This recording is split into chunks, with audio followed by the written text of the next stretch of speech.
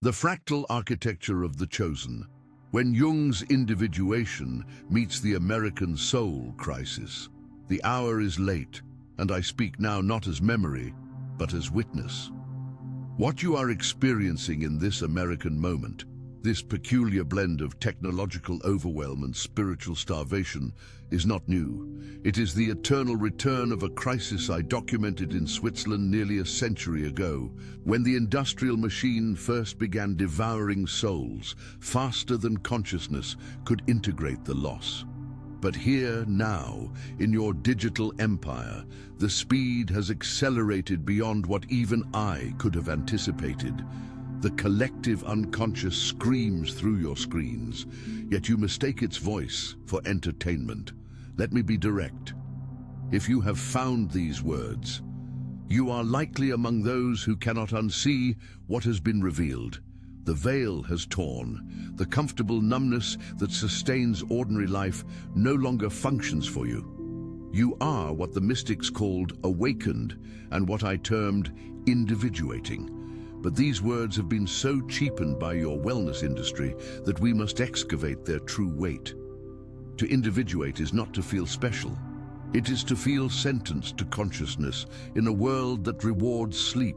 Before we proceed deeper into this labyrinth, and I assure you we are only at the entrance, I must pause to address a practical concern.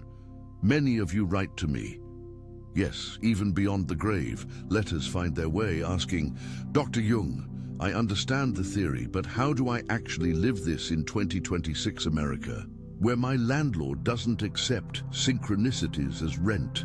This is why I mapped out what I came to call the 3 keys to a prosperous life, a practical trilogy combining psychological depth with economic reality, because the individuating soul must eat, must shelter itself, must navigate capitalism without becoming its slave. The blueprint exists in both written form and as an audiobook, for those of you whose eyes are already exhausted from screens.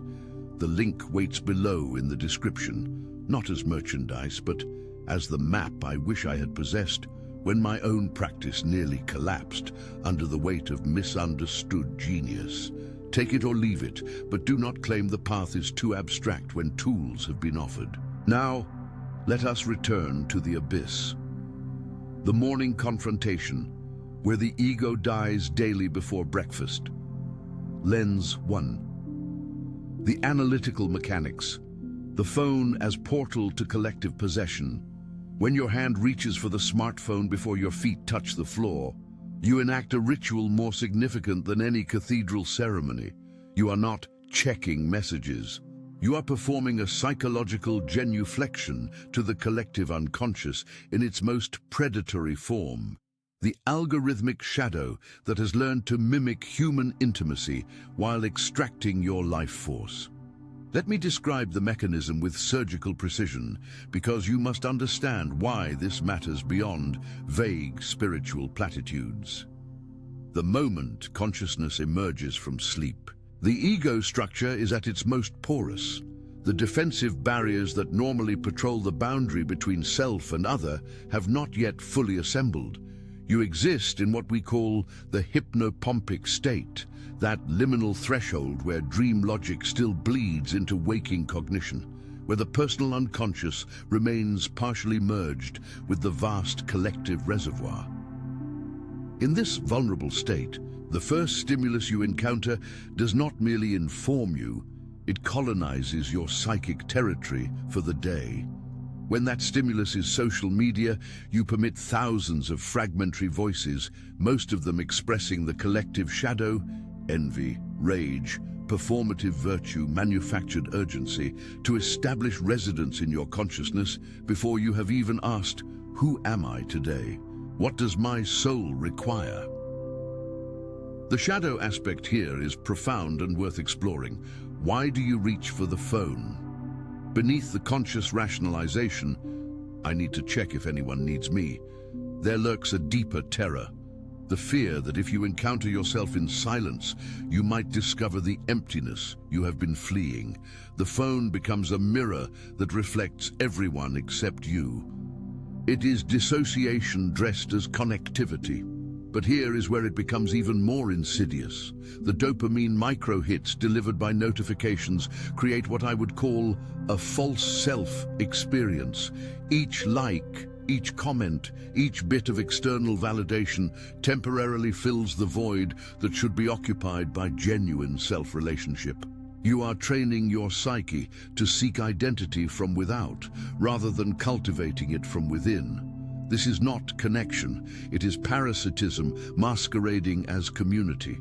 The repressed trauma beneath this pattern is often the primal wound of feeling unseen or unworthy in childhood. If your earliest experiences taught you that your authentic presence was not enough, that you had to perform, achieve, or entertain to deserve attention, then the morning phone ritual becomes a compulsive reenactment of that wound. You are still trying to prove your existence through external validation, and the algorithm has become your critical parent, unpredictable and insatiable. Lens 2. The Archetypal Journey. The Hermit's Refusal and the Magician's Dawn in the Tarot, that archetypal map I often referenced. The hermit stands alone on a mountain peak, holding a lantern that illuminates only a small circle around him. He does not broadcast his light to the valley below, seeking followers. He tends his inner flame first, and those who need his wisdom must climb to meet him. This is the energy of the individuating morning ritual. You, chosen one, are being initiated into the hermit archetype, whether you recognize it or not. The world calls you selfish for prioritizing inner work. Your family may mock your weird meditation phase, but the hermit knows. You cannot guide others through darkness you have not navigated yourself. The morning silence is not self-indulgence. It is professional training for the soul work you have been assigned. Consider also the magician archetype, which represents the conscious manipulation of psychic forces, the ability to bring heaven down to earth through focused will and clear intention. The magician's tools are arranged on the altar before work begins, not scattered in chaos, not borrowed from others, but personally consecrated through repeated contact. Your morning practice is the arrangement of your inner altar: body, breath, attention, intention. But why do chosen ones specifically suffer this battle more intensely than others? Because you carry what I call the transcendent function in unusually active form. This is the psyche's innate drive toward wholeness, toward integrating opposites, toward becoming fully what you potentially are. Most people can ignore this function their entire lives, living in comfortable unconsciousness. But in you, it has awakened. And once awake, it becomes a tyrant that permits no rest in fragmentation. The mythological weight of this is staggering. You are living the hero's journey, but not in the Hollywood sense of defeating external enemies. Your dragon is the collective's addiction to distraction. Your treasure is the recovery of psychic autonomy, and the morning ritual is your threshold, the moment each day when you choose to cross from the ordinary world into the sacred. In traditional societies, this was understood. The shaman rose before dawn to commune with spirits. The monk observed matins in darkness. The yogi performed sadhana at the Brahma Muhurta, the creator's hour before sunrise. These were not arbitrary customs. They were technological applications of psychological truth. The dawn hour carries what Jung termed numinosity, a quality of charged potential where transformation becomes more accessible. When you sacrifice this hour to the scrolling trance, you commit what ancient traditions would call a spiritual suicide, not dramatic or final, but a daily death of possibility. You choose the collective's fever dream over your own soul's counsel. And the self, your divine blueprint, keeps detailed accounts of these choices. Lens 3. The Alchemical Transmutation.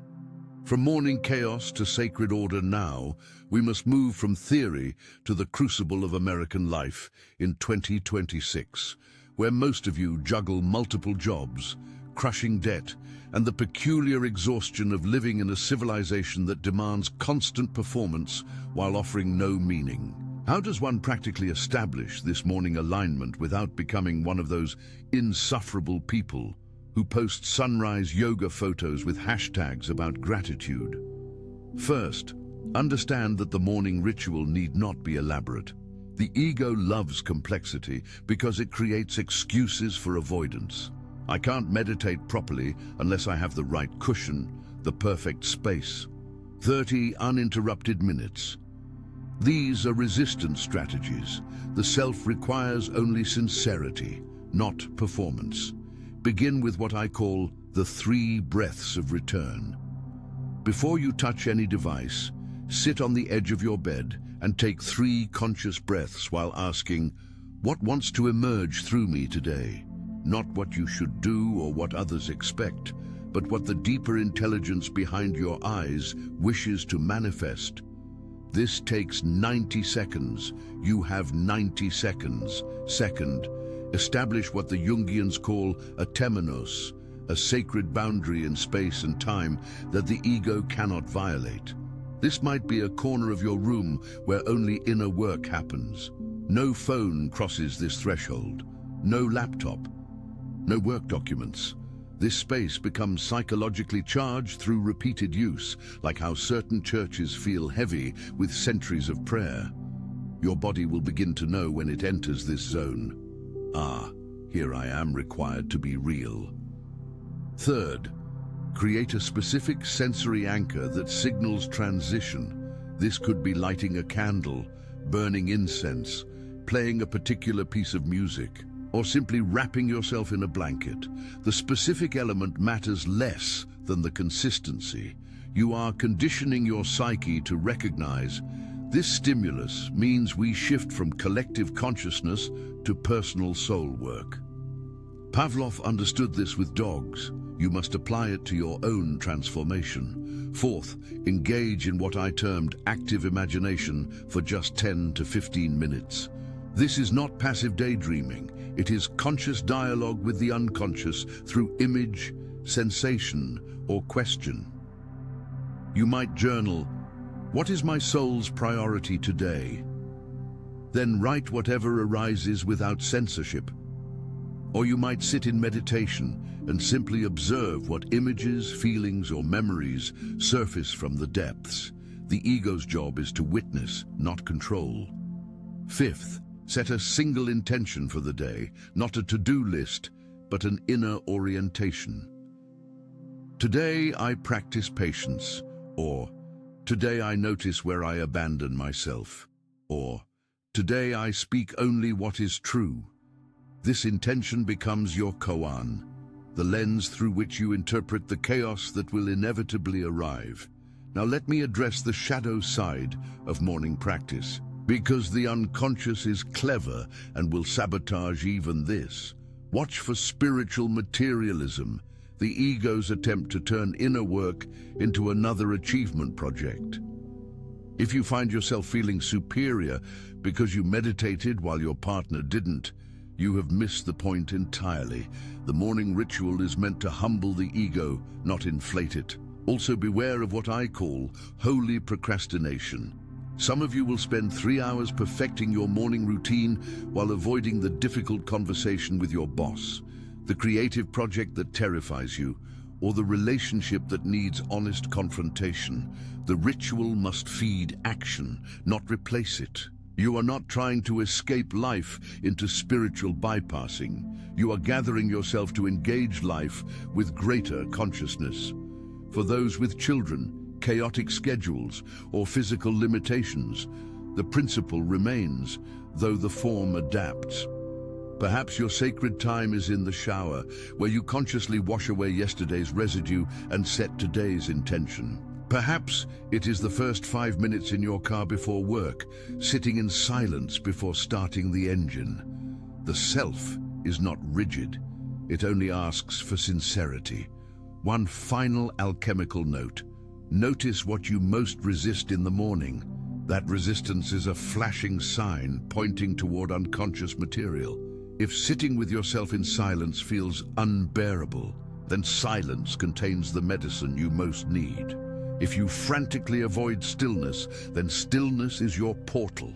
The dragon always guards the treasure. The goal of this morning practice is not to become calm, positive, or spiritually advanced. The goal is to establish conscious relationship between your ego and yourself, so that when the day's storms arrive, and they will, you have an inner anchor point that remembers, I am more than this moment's chaos. There exists a center in me that the external cannot touch. This is what it means to seek first the kingdom. Not someday, not eventually, not after you handle the urgent email. First, because priority is not what you claim in words, but what you touch with your hands and attention in those vulnerable moments when the day could still go any direction. The conviction wound. When the shadow refuses to be silenced. Lens 1. The analytical mechanics. The psyche's immune system against fragmentation. I must now address a phenomenon that causes more suffering among the individuating than perhaps any other. The psychological mechanism I termed the moral function of the psyche, which manifests in your lives as relentless, sometimes crippling conviction when you drift from alignment. This is not the voice of an angry God punishing you from the clouds. It is your own psyche's immune response, rejecting what threatens its integrity. Let me explain the mechanics beneath this experience, because understanding the why transforms unbearable guilt into useful information. The psyche, in its natural state, moves toward wholeness with the same inevitability that a wound moves toward healing. This drive is not optional. It is structural, built into the architecture of consciousness itself. Jung called it the transcendent function, the psyche's capacity to reconcile opposites and generate new positions that transcend the original conflict. When you violate your emerging truth, when you betray what your soul knows, even while your mouth speaks lies, you create what I termed a complex. A complex is a cluster of emotionally charged images, memories, and associations that has split off from conscious control. It becomes an autonomous entity within your psyche, with its own agenda, its own voice. You have likely experienced this as the harsh inner critic that appears precisely when you most need compassion, or the self-sabotage that emerges just as success becomes possible. The conviction you feel after moral compromise is not imposed from outside. It is the complex speaking, announcing that the psyche has fractured and demanding reunion. Think of it like physical pain. When you touch a hot stove, pain is not punishment but information. It announces, this threatens your organism's survival. Withdraw immediately. Psychological conviction operates identically. It announces, this betrayal threatens your wholeness. Course correct or suffer increasing fragmentation. But here is where it becomes exquisitely painful for chosen ones specifically. As you progress in individuation, your psyche becomes more sensitive, not less. The numbness that allowed others, and your former self, to violate values without consequence dissolves. Your early warning system becomes more acute. What others can dismiss with rationalization lands in you with crushing weight. This is not weakness, it is evidence of increasing integration. The more whole you become, the less tolerance you have for self-betrayal. The shadow aspect operating here is particularly cunning and deserves careful excavation. Often, the very conviction that torments you reveals where you have projected your disowned power onto external authority. If you can only feel good when God, the universe, other people approve, and can only feel bad when they disapprove, you have not yet reclaimed your ethical autonomy.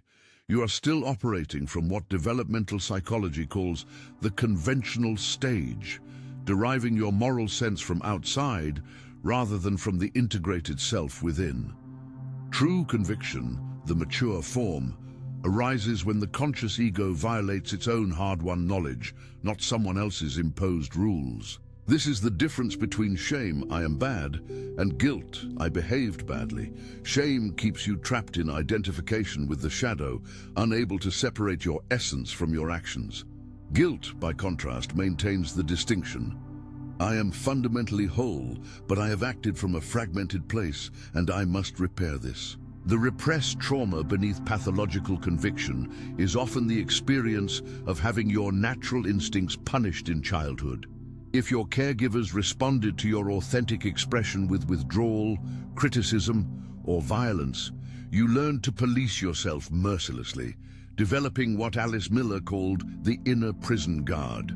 This figure now attacks you with conviction that is disproportionate to your actual transgressions, because it is replaying ancient dynamics of survival.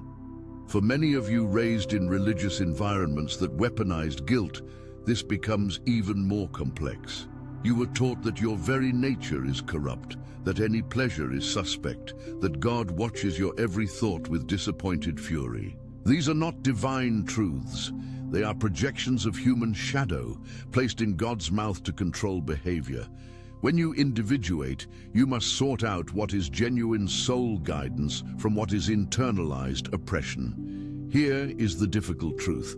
Not all conviction is healthy. Some conviction is the voice of the integrated self, calling you back to wholeness. But some conviction is the voice of the wounded child, still trying to earn love by being perfect, still terrified of abandonment if you displease the cosmic parent.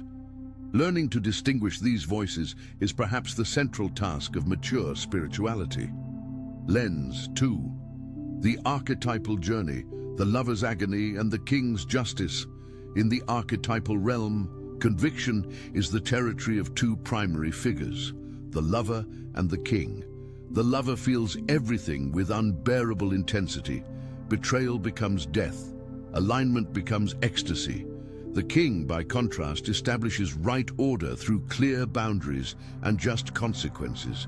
Both are necessary. Both can become distorted. When the lover dominates without the king's structure, you experience what I would call conviction without agency. You feel terrible about your choices, but remain paralyzed, wallowing in guilt without taking corrective action. This is emotional self-indulgence masquerading as moral sensitivity. It serves the ego's need to feel special in its suffering, rather than actually changing behavior. When the king dominates without the lover's heart, you experience harsh self-judgment, rigid rules with no compassion, internal totalitarianism, where every mistake demands exile. This is the super-ego run-amok, the internalized critical parent who knows only punishment, never restoration. The individuating soul must marry these two. The lover provides the feeling that announces misalignment. The king provides the will that enacts repair. Together, they create what I would call mature conviction, the capacity to face your shadow without drowning in shame, to acknowledge harm without collapsing into worthlessness, to change course without requiring prolonged self-flagellation. Why do chosen ones experience this particular suffering so intensely? Because you are being trained for what I termed the wounded healer archetype, someone whose own brokenness becomes the doorway through which they serve others' transformation. But this requires you to develop what I called the transcendent function, the ability to hold tension between opposites. I'm both guilty and forgivable, both broken and whole, both fallen and rising, without escaping into premature resolution. Most people avoid this tension through psychological defenses, rationalization, it wasn't really wrong, projection, everyone else is worse, or dissociation. I don't feel anything anymore. But you cannot deploy these defenses successfully, not because you are morally superior, but because your individuation process has progressed too far. The self has activated in you, and it will not permit comfortable unconsciousness.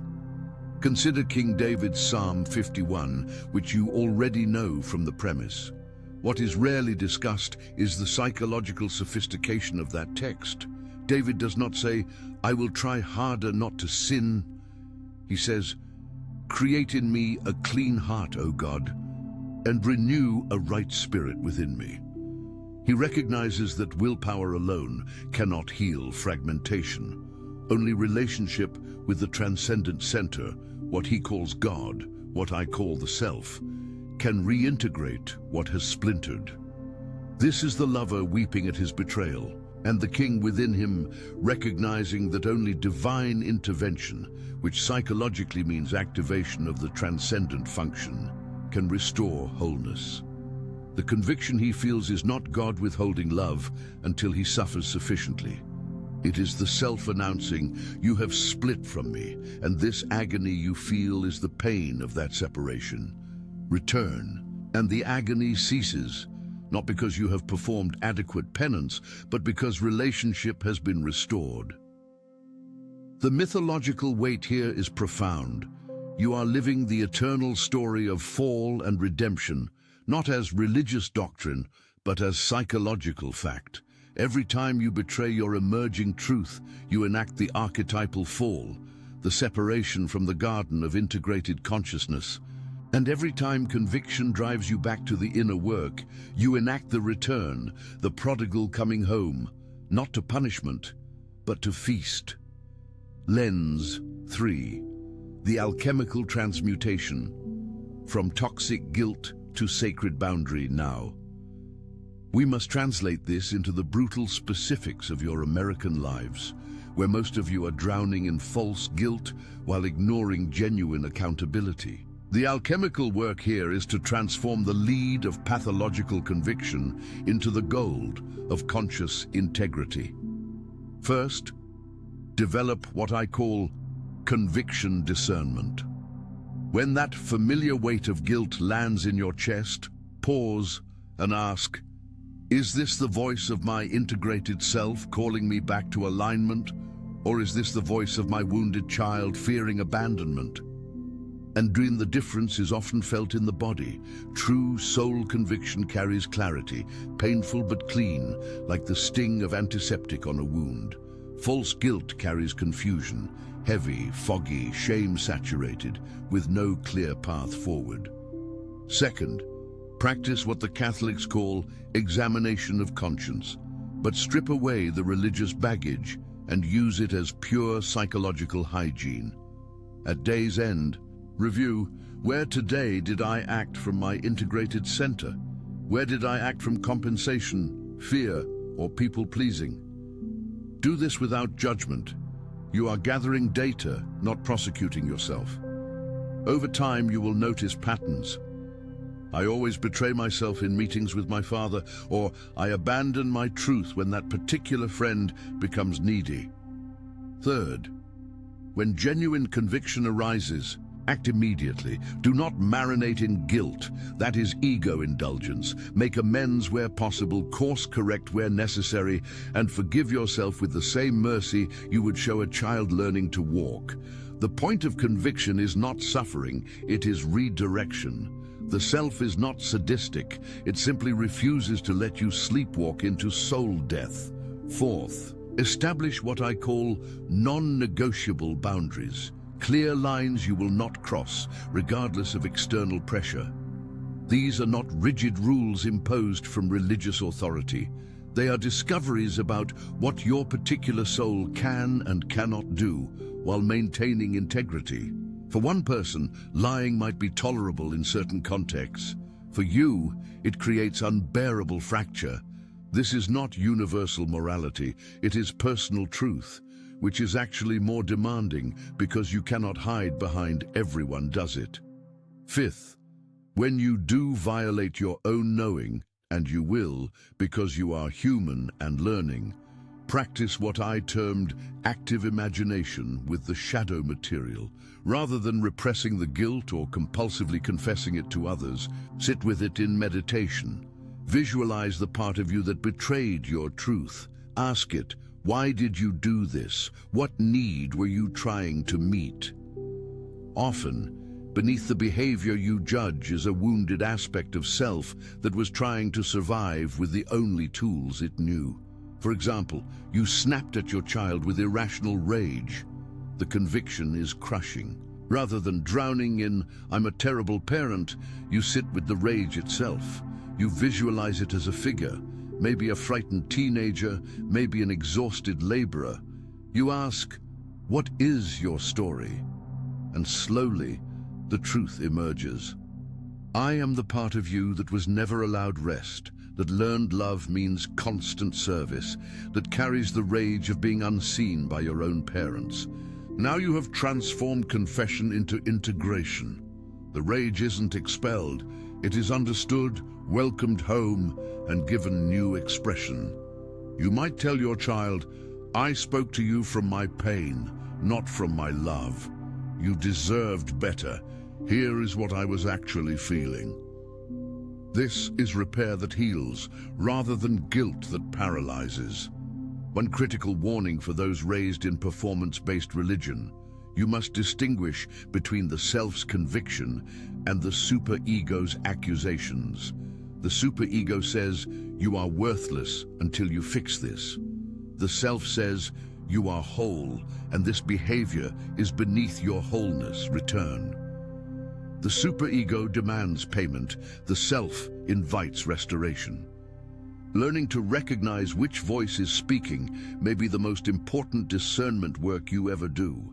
Also understand that as you individuate, your boundaries will naturally tighten in some areas while relaxing in others. Behaviors that once seemed fine now feel impossible. Behaviors that once seemed forbidden now feel essential. This is not moral relativism. It is the self calibrating your unique path toward wholeness. What works for the collective may not work for you, and you will be judged for this differentiation. Let them judge. Finally, remember that conviction is ultimately relational. It only exists because you are in relationship with something greater than ego, the self, God, the ground of being. Whatever language doesn't trigger your allergies. When you violate this relationship through self-betrayal, the pain you feel is not punishment, but information about distance. It is the psyche announcing, "We have separated," and separation from the center is agony. The remedy is not better behavior, it is restored relationship, which then produces transformed behavior. This is why David's prayer works. "Create in me a clean heart." He does not say, "I will create." He recognizes that the ego cannot heal the ego. Only relationship with the self, that transcendent function within him, can reintegrate what has shattered. Your job is not to fix yourself through willpower. Your job is to return to the relationship, confess the fragmentation honestly, and allow the self to do what only it can do: make you whole again. The conviction you feel is not God's anger, it is your own soul's love, refusing to let you settle for less than your potential wholeness. The compassion curse, carrying weight that was never yours. Lens 1, the analytical mechanics. Porosity and the collective wound. We must now excavate what may be the most confusing and exhausting mark of your individuation. The unbearable weight of feeling others' pain as if it were your own. This is not ordinary empathy. This is what I would term participation mystique, a permeable boundary where your psyche bleeds into the collective unconscious, receiving transmissions that most humans never detect. You are being initiated as a psychopomp, a bridge between realms, and the cost is that you carry burdens that do not appear on any scale. The psychological mechanism beneath this requires careful unpacking, because without understanding it, you will either drown in others' suffering or harden yourself into defensive numbness, and both responses abort the process you have been chosen for. In normal ego development, we establish boundaries through what developmental psychology calls differentiation, learning where I end and you begin. Healthy adults can witness others' pain without being engulfed by it. They can offer help without BICO.